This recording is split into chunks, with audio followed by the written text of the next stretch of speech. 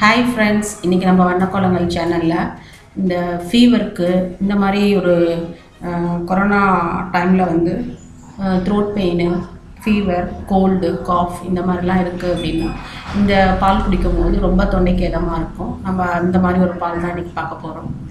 அது செய்யறதுக்கு வந்து நான் ஃபஸ்ட்டு வந்து ஒரு மில்க் பேனில் வந்து கொஞ்சம் தண்ணி விட்டுருக்கேன். ஒரு 1/4 கிளாஸ் அளவு தண்ணி விட்டுக்கோங்க.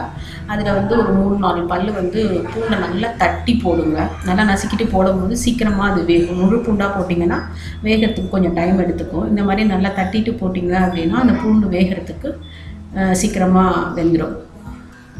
கொஞ்சம் ஒரு 5 மினிட்ஸ் டைம் கொடுங்க. அதை நல்லா அந்த தண்ணி கொதித்து அந்த பூண்டு வேகட்டும். நல்லா வெந்த பிறகு நீங்கள் கையால் எடுத்து பார்க்கும்போது நசுக்குனிங்கன்னா நல்லா மசிஞ்சு வரும், நல்லா சாஃப்டாக இருக்கும். அந்த அளவுக்கு வந்து பூண்டு வேக விடுங்க. தண்ணி ஏதாவது குறைஞ்சிருச்சு வேகிறதுக்கு அப்படின்னா ஒரு 1/4 கிளாஸ் தண்ணி விடுங்க. எனக்கு அது போதுமான அளவுக்கு இருந்துச்சு. இப்போ பாருங்கள், நான் அதில் ஒரு 3/4 கிளாஸ் பால் ஆட் பண்ணுறேன்.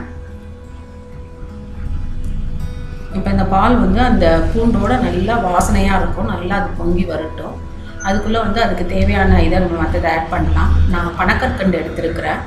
அது கூட வந்து கொஞ்சம் மஞ்சத்தூளும் வீட்லேயே அரைச்ச மிளகு பவுடரும் கொஞ்சம் ஆட் பண்ணுறேன்.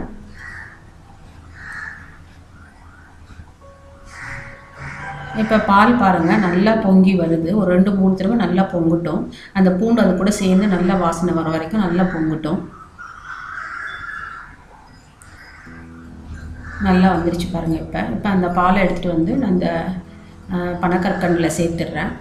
நீங்கள் வந்து பூண்டு அப்படியே சாப்பிட பிடிக்காது அப்படிங்கிறவங்க நீங்கள் ஃபில்ட்ரு பண்ணிடுங்க. அதில் இருக்க எசன்ஸ் எல்லாமே கண்டிப்பாக இந்த பாலில் இறங்கியிருக்கும். இல்லை நான் சாப்பிட்ருவேன் அப்படிங்கிற முடியுங்கிறவங்க சேர்த்தே குடிங்க, அதையும் நல்லாயிருக்கும். இப்போ நான் இந்த பாலை நல்லா ஆற்றிடுறேன். எப்படி இருக்குன்னு பாருங்கள்.